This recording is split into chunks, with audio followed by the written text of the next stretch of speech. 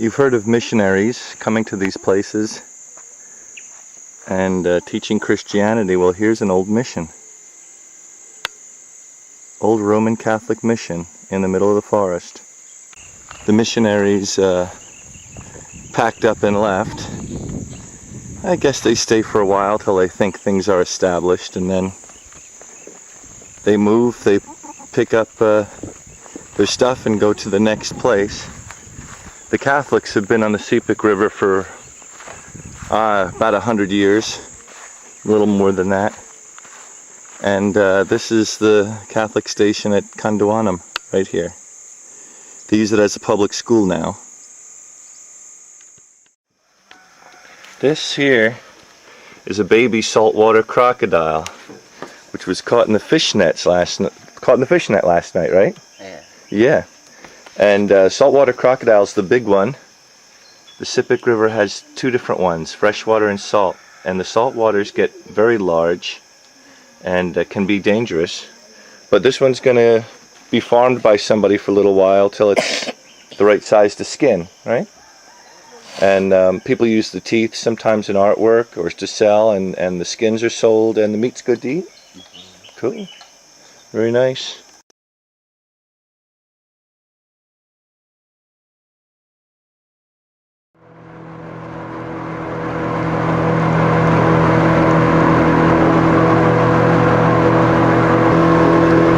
At this point, I have gone separate ways with Francis.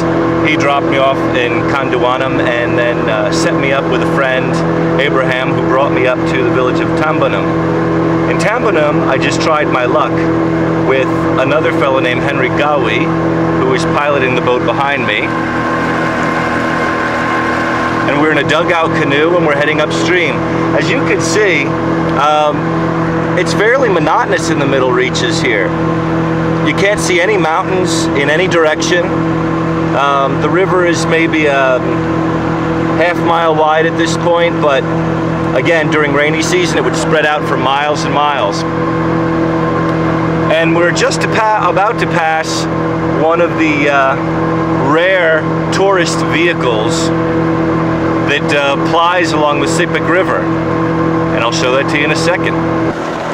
The ship you see in the distance there is the Sepik Spirit. It's one of only two luxury liners, luxury boats that plies this river taking tourists. So for a couple $1,000 bucks, if you want to ride the Sepik for 3 or 4 days, and have air conditioning and fine dining and cocktail lounge and so on and so forth, this is your ship. They'll stop in a few villages. The tourists get off, they buy a bunch of carvings, they see some dances, whatever. Lol, there's the staff, and then they move on their way. It's quite a business there. They do all right for themselves, but it's a completely different experience than the one I'm going on. If you want to come to a place like Papua New Guinea, and the only way you're willing to do it is on the Sepik Spirit, by all means do it, but you are going to see the country much better, more personally, if you do something like I'm doing, where you get yourself a local guide and go out and live in the houses and eat the food and meet the people. I'm sure the Sepik Spirit does a wonderful job, but it's not the kind of trip for me. And maybe this film will inspire you to have some of the same kinds of adventures. Don't know if you can see these little skittering moth-like looking things over the surface of the water. But they are mayflies, creamy, buttery colored mayflies, emerging by the thousands on the surface of the river. And when I was here in '94, my guide told me that people like to eat them. So I said, how do you eat them? And he said, well, we catch them in nets and we steam them and bamboo and smoke them and fry them and blah, blah, blah. And he said, we just eat them raw too. I said, really? So I stuck my butterfly net out and we started catching them off the top of the water and popping them in our mouths. And don't you know, they tasted pretty good. They tasted almost like butter. I'm just trying to see if you can see any of these things. Little white creamy bugs. And I had some of them smoked in a bamboo tube the other day.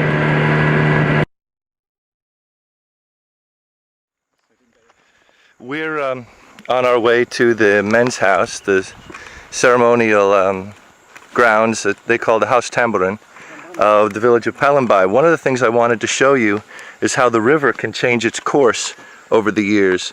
When this village was here in the 1940s and 50s, those trees you see over there is where the village is built. That was the edge of the river. And over in the distance, see all that grass? That was the Sipik River back then, 50 years ago. But the river changed its course, and we've been walking for maybe 10 or 15 minutes from the river to get in. The Sipik is never staying in the same place all the time. It's always moving. So for the villagers, sometimes this means that at the end of one rainy season, when everything dries up, the river leaves you behind. And now you're far away from the river. You used to be right next to it. For other villages, the river is chipping away at your village, and all of a sudden you're losing ground to the river, and you have to pick up and move to a new location because the dirt's being washed out from under you. So in another second we'll see the old village and we'll look at some of the things in it. Morning.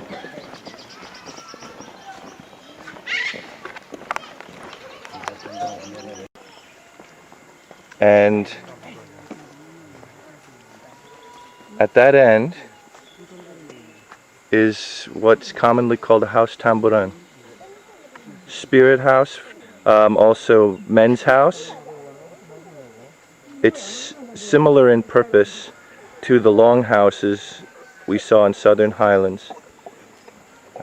Typically only initiated men are allowed in the spirit house, especially upstairs. Important ceremonies occur in them. And this is the one at Palembay. At the other end of the courtyard, there's another one, but also we can see the posts of the one that used to be here in the 1940s. During World War II, the Japanese, as part of their campaign in the Pacific, captured most of New Guinea. And the Allied armies, the American, Australian, English, they bombed Palembay because the Japanese were holed up here. And unfortunately, one of the things that was damaged was the old spirit house, the old house tambourine here, was bombed because of the Allies' attempt to eliminate the Japanese from Palembay.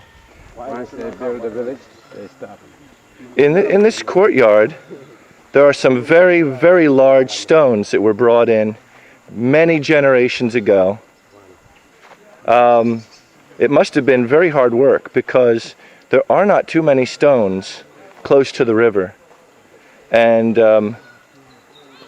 these had some sort of ritual significance and were carried in with a lot of effort at some point. Since the last 30 or 40 years, the House Tambourine has also become a place of business. I mean, one of the only ways to earn cash money on the Sipik is through the manufacture and sale of artifacts, carvings, statues, figures, masks, things like that. And in many villages, and villages that have a house tambourine, this is the place where these things are offered for sale. But if you're lucky enough to come here yourself, you must always remember, you must get permission to enter, and you remove your hat when you do. Inside the house tambourine, and there's certain things I can't show you because they're considered sacred, they're protected things. But here you see the men are sitting with their work. And these are things that are offered for sale when a tourist like myself or an art buyer who buys a lot of things comes through. everybody has their work in separate sections, and the different artists can then tell you the prices of these things. And it's one of the only ways to earn cash, hard money on the Sepik. Otherwise, people are pretty much farming their own food and fishing their own fish. And so if you come to such a place, realize that this is an important part of the economy, and it's a way for people to make ends meet. The artwork is of very high quality, and people put in a lot of time. By American standards, they don't get too much money, considering the amount of work that goes in. So make sure you pay people what it's worth. They've worked hard.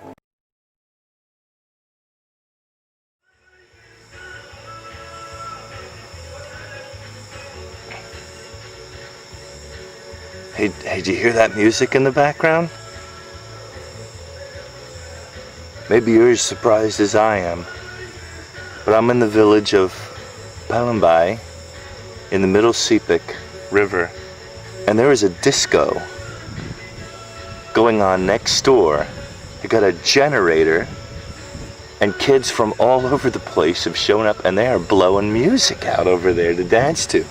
It's a Monday night in the summer, and the men upstairs tell me that this Friday a big one is going to be held, where kids are coming from all over, up and down the river. They're going to charge admission and have a gate, and it's going to be a big, and they just call it a disco. And you could have knocked me over with a feather, but you can hear it in the distance. There it is.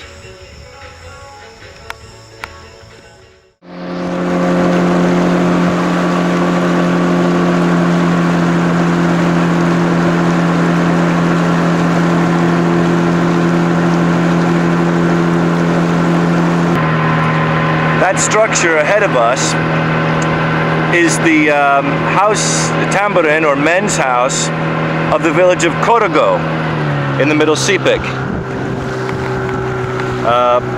Kotogo is considered to be one of the most important treasure houses of Sepik River artwork in the whole region. They do a huge business in carvings, and it's historically very well known. It's very well known in the commercial trade, and people stop there all the time. We're not stopping there at all. The reason we're not stopping there is because, as you can see, I have already been doing a fair amount of buying in all the other spots, and well, I have to back off a little bit. But the Spirit House at Kotogo is a very, very famous one, and that's it right there.